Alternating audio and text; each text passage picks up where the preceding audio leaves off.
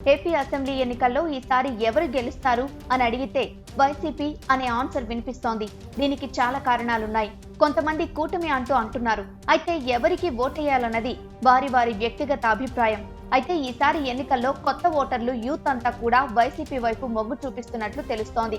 అలాగే వృద్ధులు, సంక్షేమ పథకాలు పొందుతున్న వారు వైసీపీకే ఓటు వేయాలనుకుంటున్నారు. ఫైనల్ ప్రీపోల్ సర్వే ప్రకారం అసెంబ్లీ సీట్లు 87 నుంచి 98 వరకు సీట్లు గెలిచే అవకాశాలున్నట్లు తెలుస్తోంది. అలాగే టీడీపీ, జనసేన, బీజేపీ కూటమి 72 నుండి 80 వరకు సీట్లు గెలిచే అవకాశాలున్నట్లు తెలుస్తోంది. ఇక ఇతరులు 1 నుండి 2 సీట్లు గెలిచే అవకాశాలున్నట్లు తెలుస్తోంది.